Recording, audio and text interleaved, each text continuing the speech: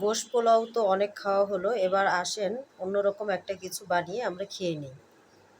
তো আজ আমরা সন্ধ্যার নাস্তার জন্য একটা খাবার বানাচ্ছি। আমি আগেই বলবো না খাবারটা কি বানাচ্ছি, আপনারা সম্পূর্ণ ভিডিওটা দেখতে থাকেন, দেখতে দেখতেই বুঝতে পারবেন যে আমরা কি বানাচ্ছি।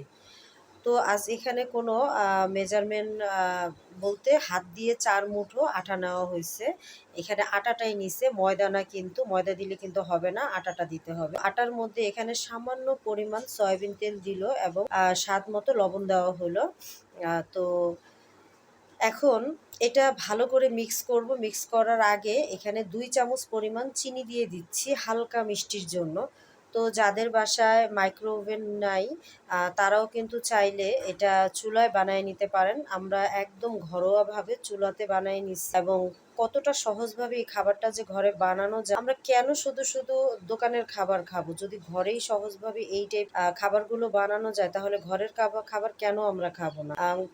ঘরে একটু কষ্ট হয়, যেকোনো একটা জিনিস তৈরি করতে গেলে কষ্ট তো হবেই। কারণ ভালো কিছু খেতে হলে কষ্ট না ছাড়া তো আর ভালো কিছু পাওয়া যাবে না।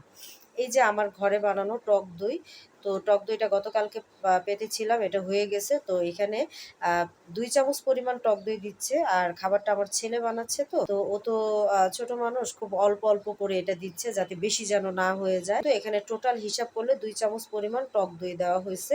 এখন এটা খুব ভালোভাবে ম্যাশ করা হবে।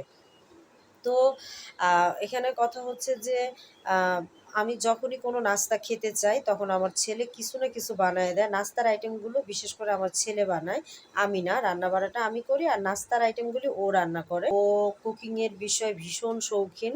ওর খুব ভালো লাগে আর আমি এ ব্যাপারে কখনোই নিষেধ করি না যে হ্যাঁ, ও কিছু না কিছু তো করতেছে, কাজের মধ্যে থাকতেছে, ভালো তো, এটা খারাপ কিছু না। তো এখানে সামান্য পরিমাণ পানি দেওয়া হইছে। এখন এটা খুব সুন্দর করে ম্যাশ করতেছে। তো এটা যখন ভালোভাবে ম্যাশ করা হয়ে যাবে তখন এটা সুন্দর করে ৪ টা প্যাড়া করা হবে। ৪ টা প্যাড়া, এই যে ৪ টা হবে, তো ৪ টা বান হবে। এখন আপনাদেরকে বলে দিচ্ছি। তো আজ আমাদের ঘরে কিন্তু ইস্ট ছিল না। আমরা এটা হঠাৎ বানাই, তো তাই ইস্ট আমাদের ঘরে ছিল না। ইস্টের পরিবর্তে আমরা এখানে কিন্তু টক দইটা ব্যবহার করেছি। টক দই দিয়েও এত সুন্দর বান বানানো যায়, মানে রুটি। তো আপনারা চাইলে এটা বানায়া খাইতে পারেন।